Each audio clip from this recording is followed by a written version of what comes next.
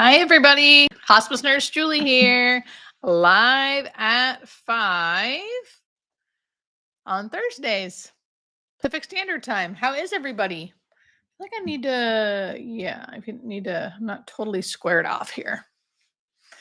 Happy New Year, everyone. I keep saying that because it still feels like, is it really 2025? I don't know. Is it? Are we doing this yet? It's been a rough week in Los Angeles, which is where I live. So let me know who's here. Hi. If I'm looking down like this, it's because I'm looking at the chat. When I look up at you, I am looking at the camera and trying to answer best we can. And I'm going to do this right here. Hold on.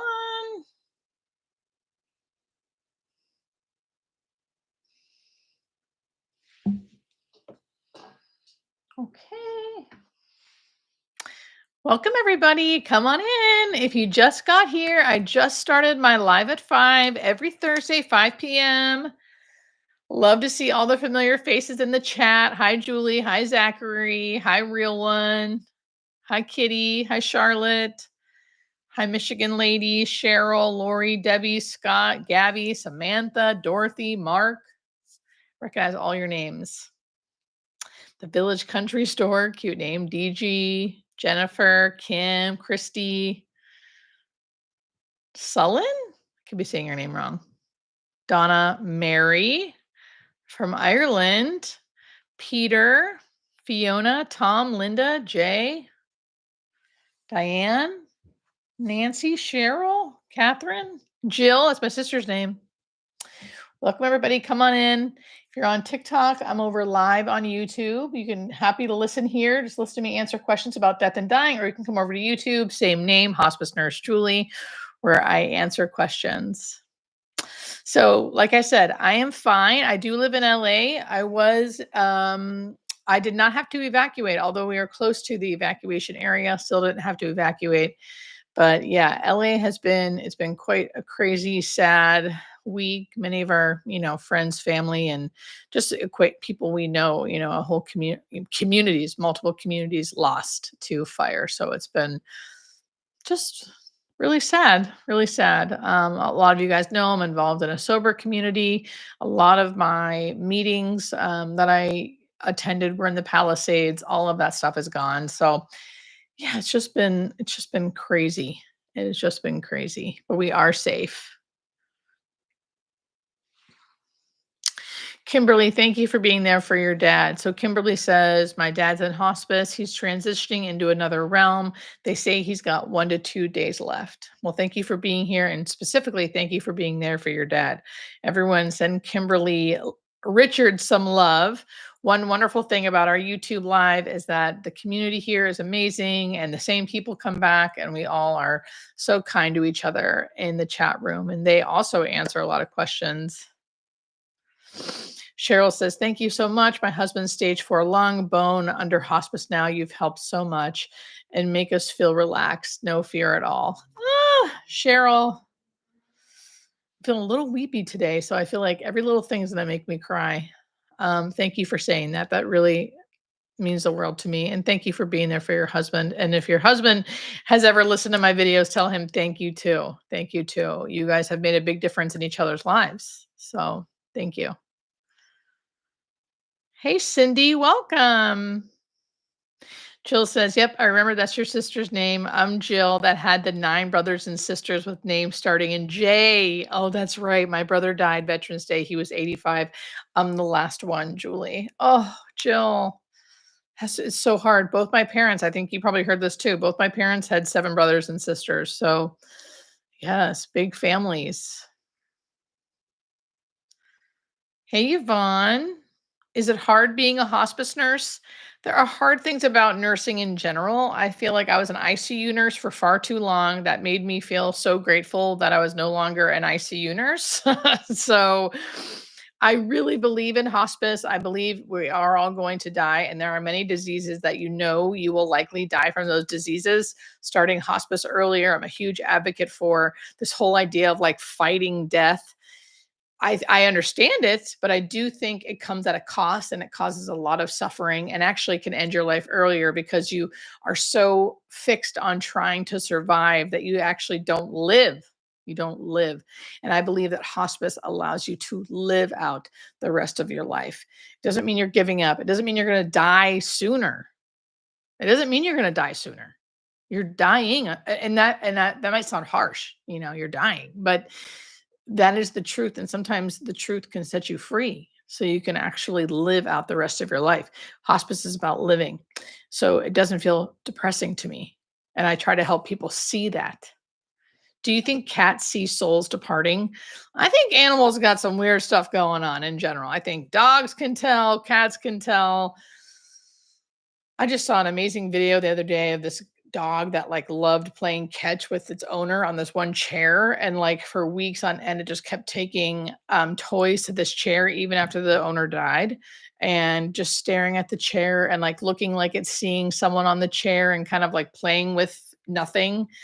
So who knows, but they got something going on. Same with little kids, right? Okay, let me get to this chat. If I start looking down and look like I'm not looking at you guys, it's because I'm looking at the chat.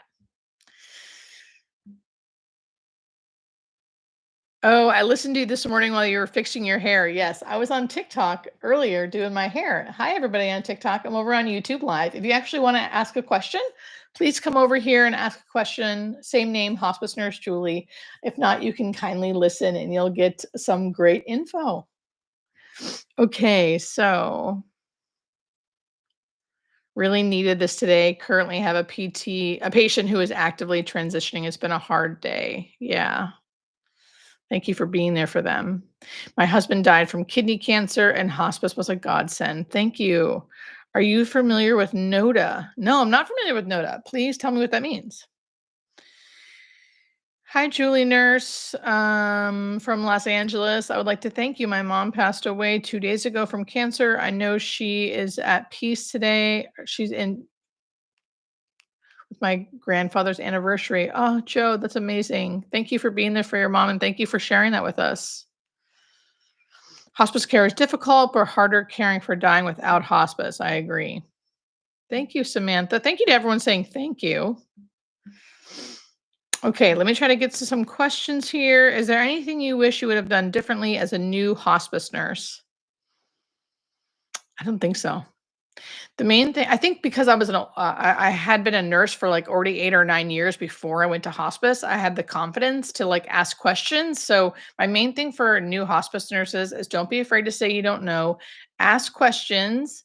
Don't be afraid. I guess I would have started boundaries earlier, like better boundaries earlier. But like, don't be afraid to have boundaries with patients, families, and administration.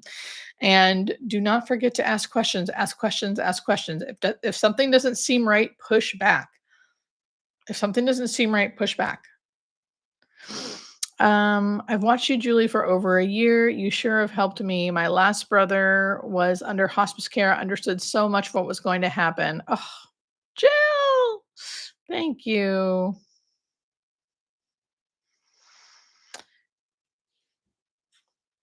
I have malignant, aggressive, systematic mastocytosis.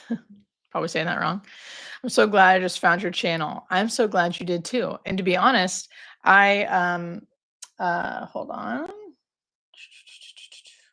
To be honest, I don't know very many specifics about that disease. So there you go. See, new hospice nurse, always admit when you don't know something. So about your specific disease, I honestly don't know. I've definitely heard of it and know a little bit about it, but I don't know like a lot about it because I don't necessarily see it all that often. But I'm really glad you're here, and I'll have to look into it.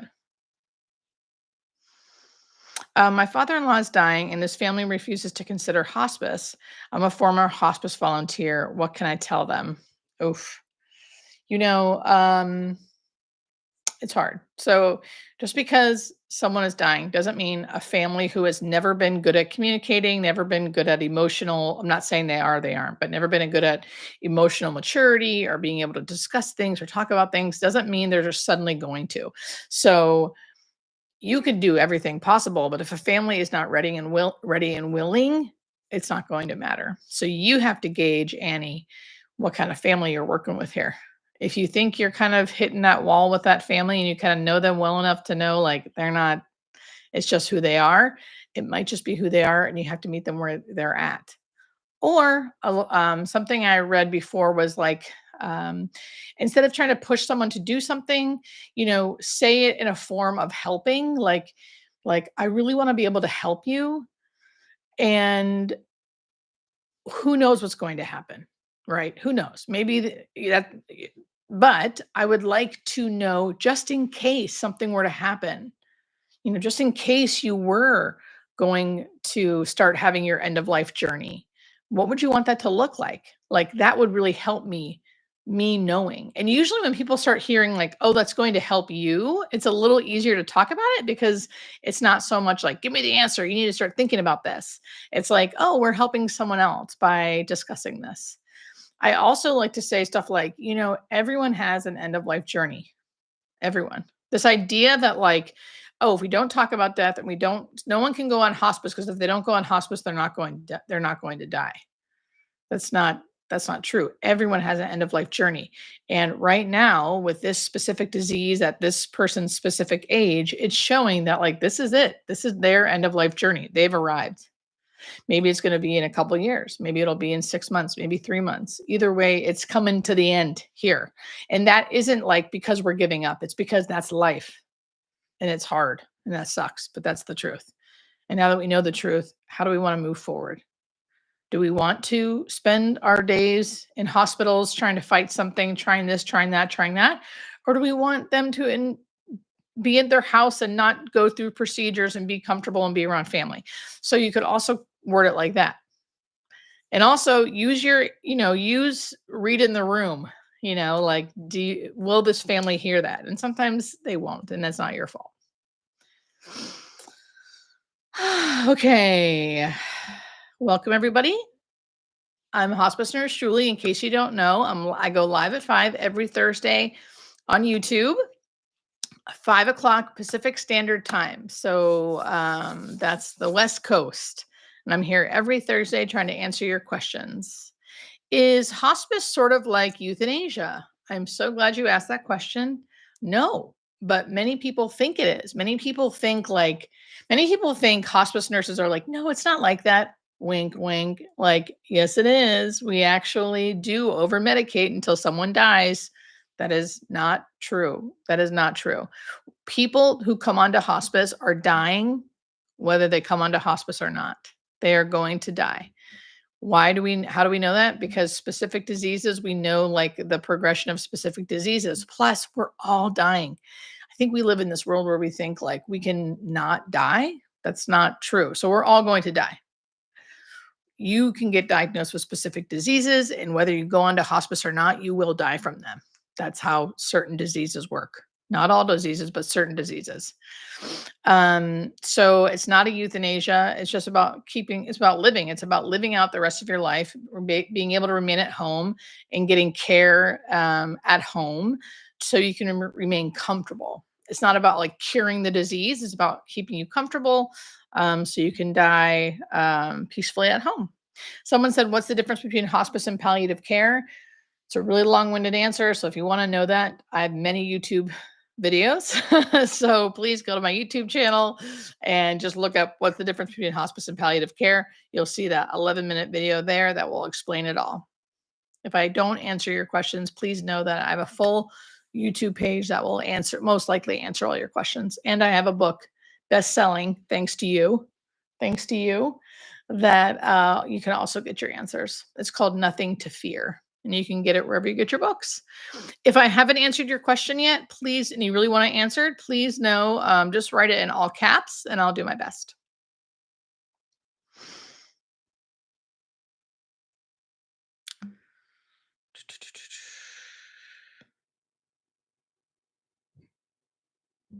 Okay, bear with me here. I'm just going to look through the chat to see what questions are coming up. My best friend has colon cancer, was just told by her doctor that she has about 2 months left. Oof. What could I do to help her feel better? Amy, I don't know if she's going to feel better. I don't know if she's going to feel better. That's really hard and sad. And I think that's what we have to remember too. It's not really about making them feel better. It's about allowing them to feel however they feel, and it might not be better. It might be really sad, really scared. Allowing them to say that, allowing them to go to, like, don't say no, if they said like, "Oh, I don't want to," or "I'm scared," or "I'm afraid," or "I don't wanna," don't say, "No, no, no, don't be afraid. Here's why. The Lord will take care of you," or whatever it is we say to, like, make people feel better. I think what most people need is someone who's comfortable with the fact that we're all going to die, and comfortable with the fact about discussing that, and allowing people to feel and say what they need to say. And please let them know. Please let your friend know that people who do tend to live better and die better. And when I say die better, I mean more peacefully. People who are willing to talk about how they feel about their own death, even if it is, "I'm afraid, I'm sad, I don't want to, I'm angry." Even if there isn't a solution, they don't feel better about it. They will live better and die better because they just because they are saying it. So the best thing you can do, girl, is just be there for her. Show up for her physically if you are in the same area physically. You can even say stuff like, "I don't know what to say, but I just want you to know that however you feel, whatever you want to say, whatever you want to do today, like, I'm here for it. If you want to ignore it and go watch movies and eat bonbons and drink a bunch of wine or whatever, like, we can do that. If you want to cry and scream and hit something, I'm here for that too. Like, however you want to show up, I'm okay with that. And if you don't want to talk at all, I'm okay with that too." So, just showing up.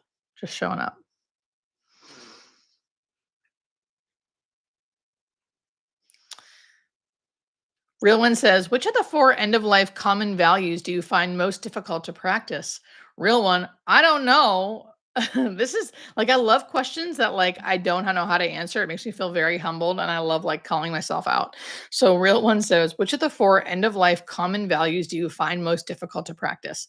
I don't even know what you're talking about. Are there literally 4 end of life common values? And if there are, this hospice nurse doesn't know about them, baby. Is this like a thing I'm supposed to know about? I don't know. Tell me what they are and I'll tell you. Do I need training to be a hospice volunteer? Yes. My 7-year-old daughter died 7 years ago. I need help. Yes. So I would look. I actually I have a video about that. So I would go to my page when this live is over and look up how to be a volunteer, and it'll tell you. Eric B just gave me $10. Thank you. I mentioned before that my father was 98 when he passed last July. Mom just passed at 92 last October. They were not afraid. I'm getting in that direction. Thanks for your video. Oh, thank you, Eric B. Thank you so much. And yes, I have a video about volunteering. So yes, you have to get training, but the hospice company will train you. So the hospice company will train you. All you have to do is like basically Google hospice places in your area, and all of them should have a volunteer program. So I would look into how they use their volunteers, and then see which one best fits you, and then you can go through the training.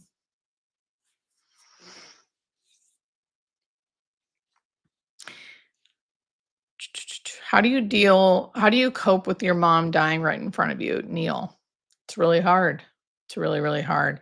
I think by doing things like this, finding a support group, finding people who are also going through it, realizing you're not crazy for thinking it's really hard.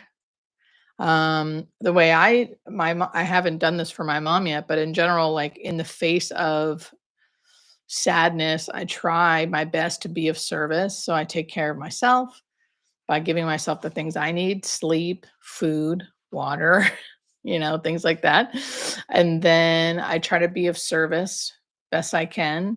Realize that like the ability to be able to be there present for my mother who is dying is a gift. Sad, like it's sad, right? It's inevitable. It can be sad and still a gift. Do you know what I mean? It can be sad and you still be grieving and angry and have all these emotions about you're angry this is happening. And you can still be present with your mom. And I do feel like people who prepare themselves for their loved ones to die, can have more sacred moments than they do like scared or angry because they're prepared and they're like willing to be there despite how uncomfortable it is. I think that's one of the greatest gifts I see, and one of the most moving things I see when I watch someone take their last breath is watching the family sit there, and no matter how uncomfortable it is, right? It's still really uncomfortable to sit with really hard feelings and to watch your loved one die. Um, and it's one of the greatest acts of love I think I could ever witness. And because I'm removed, it's not my loved one. The grief is not with me. It's like all I see is like the love that, so it feels so beautiful to me.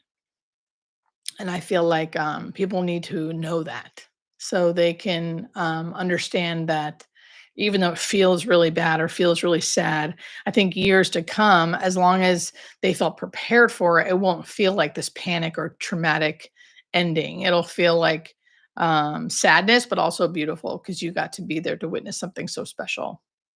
Does that make sense? Man, people are asking great questions and it's making me go on these long tangents. Welcome everybody. Come on in. If you guys are new, if you're new TikTok, I'm over on YouTube doing my weekly live on YouTube. Same name, Hospice Nurse Julie.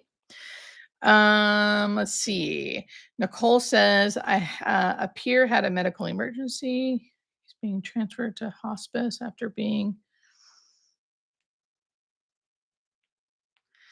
a peer had a medical emergency. He's being transferred to hospice after having been in a vegetative state. His family's publicly announced this. What are they likely to predict in his final hours? So, because I don't really know what's going on with this person, I don't know why he's in a vegetative state. I don't know what happened, and it sounds like it was pretty emergent. So maybe something happened where he suddenly was brain dead. Um, so I suppose the main thing, this would be hard for me to like really give an accurate statement because I would need to know more. But generally speaking, this person is likely not fully conscious of their vegetative state. They're not going to eat and drink because they can't, because they're in a vegetative state. And they likely will not eat and drink and sleep, not eat and drink and sleep, not eat and drink and sleep until their body naturally takes over the actively dying process. And then they will go into the actively dying phase, which usually lasts a few hours to a few days. This whole period of time should be relatively peaceful. People won't think it is because they'll be like, he's not eating, he's not drinking. I don't know why I'm saying he. Did you say he? Okay, Deb. Yeah. He's not eating, he's not drinking, he's suffering, they're starving him to death. That is not happening. That is not happening. Our bodies take care of us at the end of life. They shut down the hunger and thirst mechanism, they kick in the sleep mechanism, and our body literally knows how to die. So the less we mess with that, the better. They may medicate him a little bit if there's agitation or pain or anything. But that's my general statement for not having known what happened. I hope that helps a little bit, Nicole. Julie, what boundaries did you have to learn in hospice? I've been wanting to be a hospice nurse since graduating in 2019. Also huge on boundaries in nursing. So you just have to be able to let the on-call nurses take calls. I don't give out my personal cell or my work cell to my patients. Or if I did and they call me after hours, I don't answer because I'm not working. They can call the hotline and a nurse that's working can help them. So this idea that like I have to be the one that helps them. No. No, I have to trust that my other healthcare professionals will help them just as well as I can. That's my laundry. My laundry is dried. So setting those boundaries. I work for a unionized hospital now because it's really hard to set boundaries with your administration when they basically kind of threaten you, like you have to do this or you'll be letting everybody down or you'll get fired. So it's hard to, but I try very hard to say no to things I don't want to do or don't think I can physically do time wise. So if I get a late admission and I'm not going to be able to get it done in the time that I'm supposed to work, I will say no. And I'll get a bunch of pushback and I'll still say no. And then they'll say, but if you don't, the patient's not going to have anyone to admit them. And no one's going to like this, but that is not my problem. That is an administration problem. And they need to hire more nurses. And they say, well, the patient suffers. Yes. And that is our healthcare system. And we as nurses need to stop backing and making all of this our responsibility because it's not. It's not. And if I want to be a good hospice nurse that loves her patients and loves and can care for them the best she can, I have to take care of myself, and busting my ass and doing something because I feel guilty if I don't is not it. So, no, I'm not doing it. And that's hard to learn because you don't make a lot of friends that way. You don't make a lot of friends that way. But I'll tell you what, if you start doing that, other nurses will see that they can do it too. And it starts changing the culture in the unit.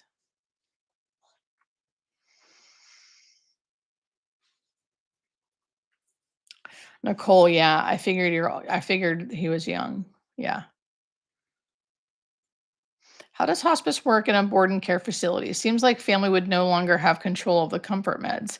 The family still can if they want to, if they want to be there, but the board and care will be in charge of it. And usually they're pretty good at caring for the patient. But at the end of the day, the family has the main, they have the main say. So the board and care cares for them, and then the hospice nurse will come in when they need to. But board and care is a great option. I think board and cares are great. They're just expensive. My brother's wife is struggling with a rare cancer of the bile duct, the prognosis which is low. How can I help my brother who does not admit the truth to be prepared for the next stage of this? Yeah, it's so hard. Again, you have to like read your brother, you can't make him.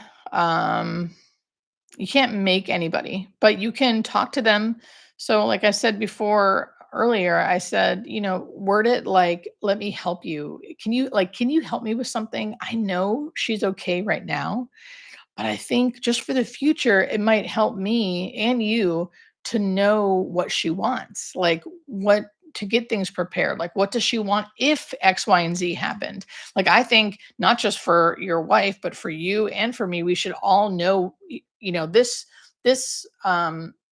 diagnosis of hers has got me thinking about like, what do we all want if something were to happen to us? It's better to be prepared. It would help me know how to like love and care for you if I knew how to help you better, or like what she would want, or how I could help you guys during this difficult time.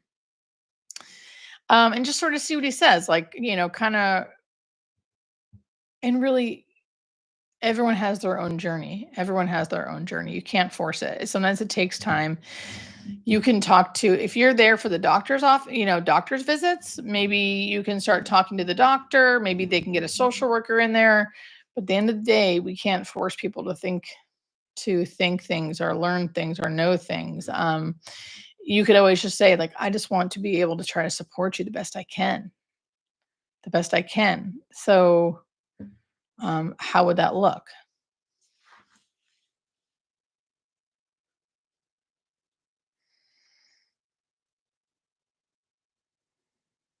Welcome, everybody. Thanks for everyone who has been saying thank you. Have you ever been a hospice nurse for someone who has attempted suicide? Um, no, but I have been. I worked in a psychiatric unit for a while before I was a nurse, and I have met somebody who did try to commit suicide who was not successful. Oh, but you mean like, and then they attempted suicide and then they died. So no, I've never had a hospice patient take their own life. I have not. No, as far as I know. So I don't talk much about a death doulaing because I'm not a death doula and I don't want to get things wrong. But death doula is like a non-medical part of death and dying. So it's like a birth doula, but for death. So it's like a growing, what the hell is it called? A growing what? A growing thing that people are doing because it's needed. Where basically someone helps you kind of plan for your death. A death doula. It's amazing. Now, a growing field. Thank you, Jill. Now, the part that I think is really annoying is that death doulas have to get paid by the family. So a lot of families don't have the money to pay for a death doula. And death doulas obviously deserve money. They deserve to get paid. So, and hospice doesn't pay for them, and because Medicare doesn't pay for them, and Medicare pays for hospice. So, I would hope that eventually Medicare will start paying for a death doula to be part of the hospice team. My dad is on a feeding tube due to his severe dysphagia, which means he can't swallow, for everybody who doesn't know. He's now in a SNF, which is a skilled nursing facility, on comfort care. Will his body eventually stop accepting the tube feeds, or will we have to make a decision to stop? Great question, Meredith. His body will likely eventually stop accepting the tube feeds. Generally speaking, I would have the sniff be really careful about how much they're actually giving him with the tube feeds and how well he's tolerating it, meaning like how much is the residual. And if I start seeing that he's not tolerating it, meaning like the residual is really high when they pull back to feed again, or if he's vomiting a lot or something, I would be careful because I do feel like the body, if he truly is getting towards the end of life, his body will stop absorbing as much tube feed and it'll slowly be cutting down. Now, eventually, what can happen is sometimes you eventually slow it. His body will eventually not want it or be able to absorb it. So you just cut it back, cut it back, cut it back, and eventually stop it. Not because he's starving to death or you're starving him to death, but because the body is saying, no, no more. I can't keep doing this. So the best thing, the most beautiful thing and the most comfortable thing you could do for him is eventually stop it. Or what will happen is he might get aspiration pneumonia or something where eventually you'll have to stop. So even if you guys do decide to stop the tube feed, please know you are not like killing him. This is something that happens all the time and something that is needed to happen to provide someone with a peaceful death sometimes. So that's also an okay option. Um, and they don't suffer, they don't starve to death. Their body is dying. Their body is dying, so they're not eating and drinking. It's not, what's that saying? It's not like they're not dying because they're not eating and drinking. They're not eating and drinking because they're dying. And that's because the body starts shutting down those mechanisms that help you digest food, want food, feel hungry. Like that's going away. That's going away. That's why a lot of people who don't have a lot of diseases and they live to be very, very elderly in their 90s, they don't eat that much because their body's like, we're getting ready to head out. We know it. So we're not going to make them very hungry. Thank you to everyone saying thank you. I do see that. How would I like to die? I would like to die really old and just basically from like natural causes in my bed. As long as I had enough money to have caregivers. If not, I would love to die on hospice somehow, some way. But I'd like to be old. I'm not afraid to die, but I would like to be old. Welcome everybody. Welcome everybody to, if you're watching on TikTok, I'm over on YouTube where I do my weekly live every Thursday at 5 p.m. Pacific Standard Time. I have over 500,000 followers on YouTube and we have a lovely community as everyone sees over here. And welcome to everybody who's on my YouTube channel right now. Thank you for joining the live. Thank you to all my regulars. I will answer as many questions as possible. Do you know if it's possible to be a hospice nurse assistant and a death doula at the same time? I think it is, and I think that's very much needed. I think if you started your own business as a death doula, but you also had your CNA as a certificate, would be very, very, very helpful and beneficial as a selling point. You should charge more, though, if that's the case. I think cremation's okay. I don't know a ton about it. I know it's not the greatest for like our environment, but I think I would be cremated. Either that or like a live, a green burial I'd also like. Or there's like not water burials, but water cremation where they basically like use pressure from water to like disintegrate you into bones. And then anyway, I don't know the process very well to like even go through the steps.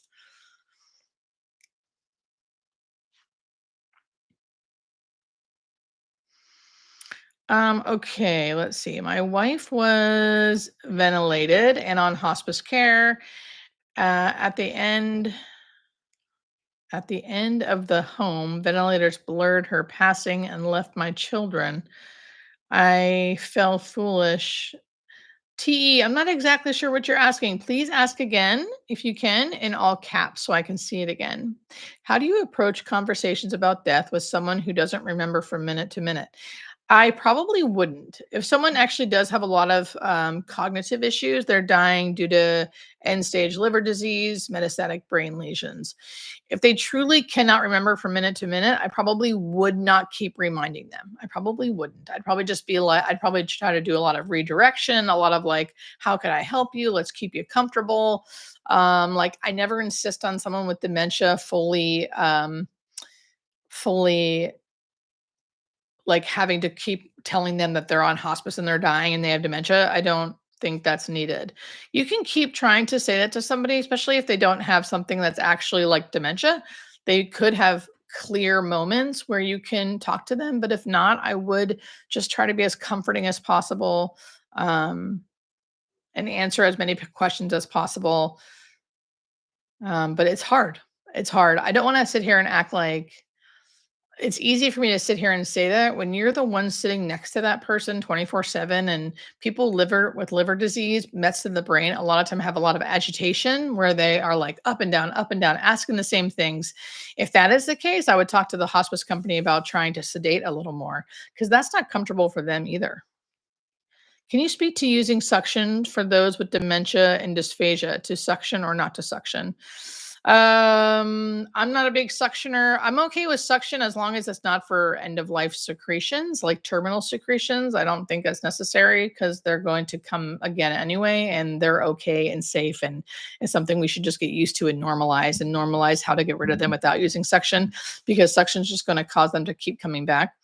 But if it's someone with like dysphagia and someone who can't really spit and they are still fully functioning and like awake, I would say suction. Suction. Dying from a heart attack can be pretty quick and painless. Sometimes there's a little pain, sometimes it can be sudden. It's hard for me to speak about that because I'm a hospice nurse, so we don't see a lot of people die from heart attacks. We see people die from heart failure, but not heart attacks. Is The Office on in the background? It's not, but it should be. I love The Office, the American Office. How does an adult child get over her parents' cremation if she has always been against cremation? Um, Man, Ducky, you have to allow, I'm not a counselor, right? So I don't know. I mean, I know what I would say, but is that right what I would say? I'm not a counselor or someone who deals with that. Generally speaking, it's not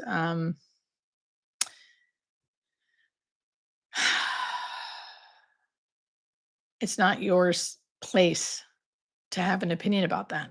That's what I think. It's not your place. They're allowed to do what they want, just like you're allowed to have the belief that you don't believe in cremation.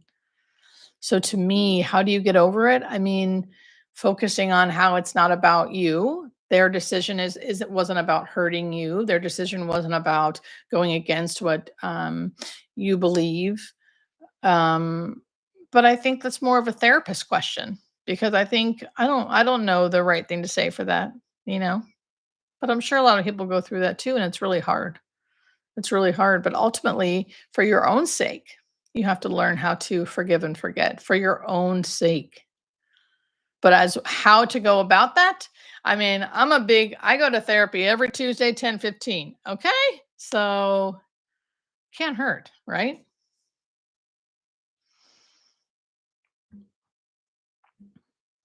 Welcome, everybody. Thanks for everyone who's here. I'm live at 5 every Thursday, 5 p.m. I am going to start doing a call-in show. For those of you on TikTok, just know that I'll be over on YouTube live at 5 every Thursday. So you can join the show.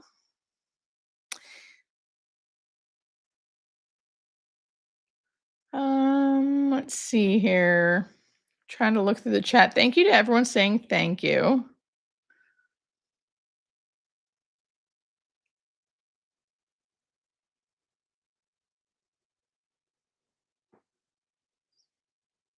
Noda is No One Dies Alone. Oh, Jim, I'm finally seeing that. Thank you. No, I'm not really familiar with that. It's an agency though, right? Where people volunteer to like go hold people's hands. Ducky says I need a therapist. Winky heart face. Hey, no shame in that game. I need a therapist too, and I have one and I love her. P.S. I need a lot of help. Julie Marie needs a lot of help to be well. I love your book, Marry That Boy. I know. Rich is the best. He's in the other room right now. Roy, where are you, baby? Rich and Roy, my babies. Okay, let's get to my grandma's on hospice with ovarian cancer. I saw your video about oral health. She is no longer eating and drinking and sleeps most of the time, but fights me anytime I try to wet her mouth. Advice. If she's fighting you, let it go. Let it go, I suppose. I mean, I would talk to your hospice nurses because it sounds like you have hospice in there. So ask them because I'm not there to see her. But generally speaking, if she's fighting it, it's okay. It's okay. Don't force anything. Is she clean? Is she safe? Is she comfortable? The only thing you'd have to like fight is if like she's like wet, has like a wet brief, so and like you have to change her. That is like, no, we have to change her. And if that's the case and she fights you, like you can't even touch her, I would talk to the hospice company about medicating her more because it's probably, if she's uncomfortable or something that people don't want to be touched. Compassion fatigue is a real thing. Yes, compassion fatigue is a real thing. And the way I avoid compassion fatigue is I work for a unionized hospital and I work per diem. So sometimes I work full time, sometimes I take some time off, and that's the way I have to do it. Even if I didn't have hospice nurse Julie, this whole like thing I'm doing, I would do nursing like that because that's the only way I can stop from having compassion fatigue. Hi, Julie. My mother in law died last month. She had one single tear. She passed. Is that normal? Makes me sad. Thanks. Lady Lake, that is very normal. We do think people like having tears at the end of life is a biological thing, not an emotional thing, most likely, because our eyes are changing during the actively dying phase and then once you die. So our eyes are sometimes open, but like no one's home because we can't keep our eyes shut because it actually takes muscles to keep our eyes shut. So during the dying phase, like sometimes our eyes are partially open and they get dried out, and then our body tries to like put an extra layer of moisture over our eyes and we're not blinking. So things collect. So you do see like intermittent tears and stuff at the end of life, but we do think it's like a biological response to the eyes changing. And they can change color, they can do all types of stuff. And I have a video about that as well, actually. So all my videos on YouTube are labeled pretty well, so you'll be able to see them. The name of my book is called Nothing to Fear, and it's by Julie McFadden, me. And you guys made it a New York Times bestseller, thanks to you guys. Thanks to you guys. And you can get it anywhere you get books. And it's being published in many different languages. Just that's going to take a while. Thank you. I'm just realizing, thank you for everyone who's giving me all these tips. Paul again. Oh, replying to the other person. I dislike cremation, but my mother wanted it. It was so hard for me, but I realized that love is giving her what she wanted. Ah, exactly. Great answer. I hope our friend is still here, Ducky. Ducky, I hope you're still here. See how amazing YouTube is? Everyone here is so lovely to each other. I work at an assisted. Allison Hamilton just joined our membership. Allison, Compassionate Companions. Girl, you're going to like it. So many nice members, and they all show up every Thursday. Okay, I work in assisted living with dementia patients. How do people get chosen for hospice? And do people have signs when the body is tired? This resident is so skinny and is super tired. So dementia can be really hard, and many hospice companies do. Oh my gosh, you guys, thank you for all the tips. This is crazy tonight. Thank you. Thank you, Rob. Many hospice companies, dare I say, pray, like they kind of like not pray, but like pray on dementia patients, and they really shouldn't. Thank you, Jim. Dementia is a really hard disease to get onto hospice with, and any hospice company that is doing their due diligence will not just allow anybody with dementia on service. You have to be the so far advanced, meaning fully bedbound, not speaking, barely eating. And the main thing is like a low albumin I think it's supposed to be in the twos, two something. I should know this off the top of my head, but I don't. Um, or a recent hospital admission for like sepsis or like aspiration pneumonia. So that's how you know if someone in a skilled nursing facility should be on hospice. But many times, hospice will just come in and like put people on hospice just because they have dementia, and that's not right. I mean, now granted, I go both ways. Okay. It's not right in the sense of like, it's not right because then people think everyone like that should be on hospice, right? But then if the hospice companies who are actually doing the right thing, which is following Medicare guidelines, they look like they're just like letting people down and not letting anyone on service and not giving people help. So it's a double-edged sword because I do believe people with dementia need more government services. I think they almost need their own program because, or hospice needs to let up on the criteria because technically it's like very difficult to get onto hospice with dementia and Alzheimer's. So hi Julie, do you have any points on patients calling out for their loved ones that are still alive? Um, if they're still alive and like can they talk and stuff? Like can you get them on the phone? Can you tell them like, "Hey, they're calling for you. Can you come visit?" Or you could just say to them like, hey, so and so, like, if they have dementia, it's hard, right? Because you can't like have a full conversation with them all the time. You can either try to redirect them or say, like, oh, they were just here. Like, you can try to talk to them. Like, don't act like, no, they're not here. What are you doing? Da, da, da, da, or you can say, like, I'll make sure I get them on the phone for you later, something like that. But dementia patients are hard. I'm not sure if your loved one has dementia or not, but if they don't have dementia, um, I would just talk to them about why they're calling out for them or let the person they're calling out for know.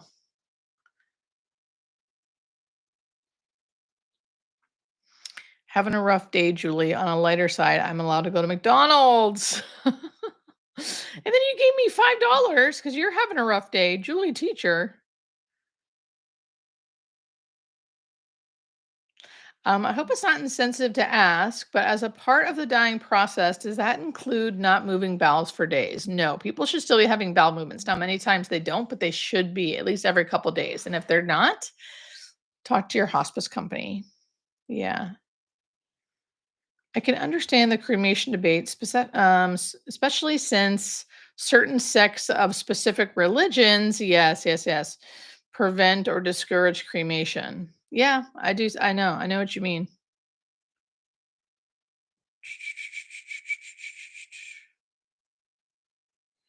Julian, I'm sorry I can't help you more about your patients calling out to people who are still alive. Oh, Julia, I haven't been sleeping in weeks due to death anxiety. I feel worse ever because there's nothing left to do. Okay, so the death anxiety thing. So I have learned from other people who have told me that talking to me and hospice nurse Penny specifically, learning like watching our videos and learning things have really helped their death anxiety. So I don't know if you can watch my videos, if that seems to help. Just educating yourself, reading my book, Nothing to Fear, might help. And there's a note to this though. I am not a psychologist. I do not specialize in death anxiety. I do think people who suffer from things, from health anxiety. So I don't know if yours is death anxiety or health anxiety. I do think health anxiety might make it worse, right? Because if you might start thinking you have all the things I'm talking about, that wouldn't be good. But if you are strictly afraid of like death, I do feel like my book would definitely help, I think. I think my book would really help. I think my videos would help. But really, if you start watching them or start reading something and it seems to make it worse, do not keep reading it or watching them. And again, we were talking about therapy earlier today. I mean, therapists are amazing. I have a therapist. I go every Tuesday, 10:15, folks. Okay. So, and I have anxiety. I have panic attacks over specific situations, which I won't get into because it's a long story, but it's not about death, but it's about other irrational things. And therapy has really helped me and medication. So that's my advice. You can start with videos, my book, um, or therapist, especially if you start doing that and it feels worse. Do many people have near death experiences in hospice? I would say no, because they usually die. Have you ever had a patient who didn't want one or more of their children to know they were dying? No, but I've had many children not wanting their parents who were dying to know they were dying. They'd be like, "We don't want them to know they're dying." And hospice nurse Penny says a great thing where she says, "Listen, people are in their body. They know when they're dying. The only time I won't push for anybody to know if they're dying, like to really drive it home, is if they're super confused or they have some kind of cognitive issue. Then I won't make it. Then I won't make a big issue of it." But I never had children. No, I've never had people say, "Don't tell my children." Except, oh, I'm sorry. Yes, I have. Except for people who have little children. And I leave it to them and I leave it to our hospice social worker because that's not my expertise. So a lot of times we do all come around and they do end up talking about it and stuff. And we use our chaplain and our social worker. Generally speaking, I'm still there, but I'm not like the leader of it because that's not my expertise. Has the family ever gotten angry at you when you've given advice that they don't want to accept? Yeah, yeah. I've had families not want me around. I've had families tell me to leave. But very, very rarely. Most people are relieved when they finally meet someone who's, willing to talk about the end of life.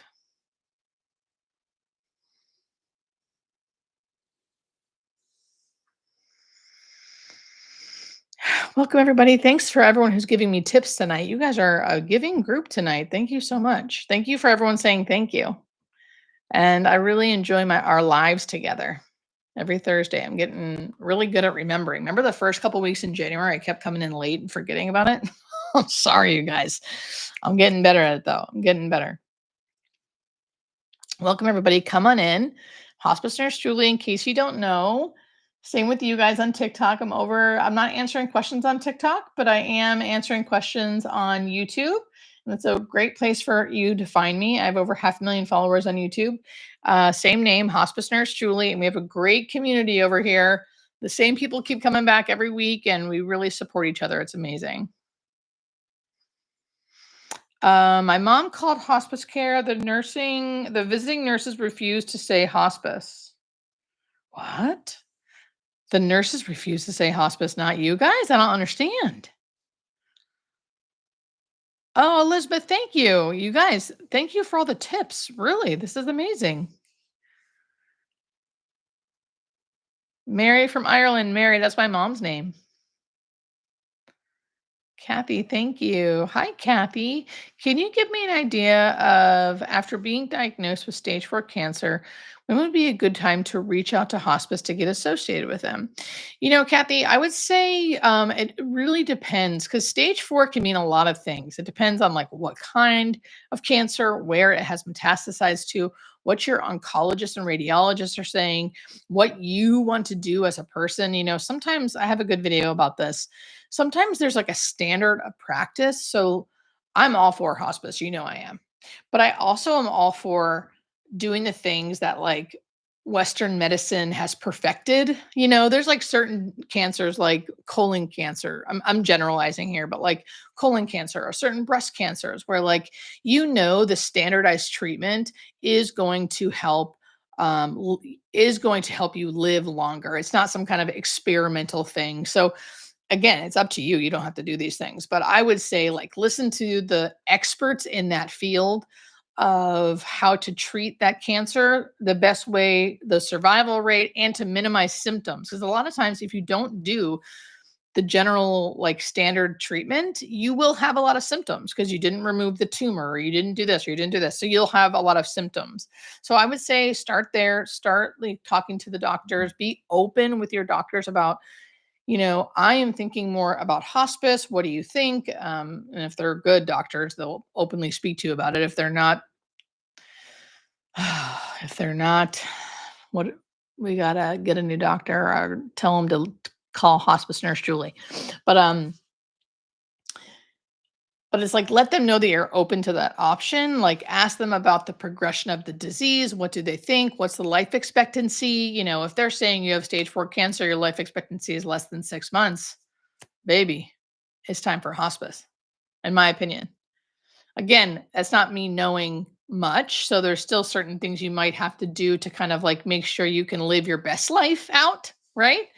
Like, do you need to get drain placed? Do you need to have a procedure done first? Do you need to do a couple rounds of chemo, maybe some radiation to help with tumor debulking or whatever, things like that, right? So there's a lot of things that go into it. But, if there are doctors saying like there isn't much to do or they're already giving you less than 6 months or something like that, it's time, baby. And hospice is not a death sentence. Hospice is a life sentence. Like the death sentence was the stage 4 cancer that they can't cure. Hospice is like to bring you to life again, to give you the medicines you need to be comfortable to live out your life. Um, and I mean that. I mean that with like all sincerity. You guys are asking great questions. Great questions.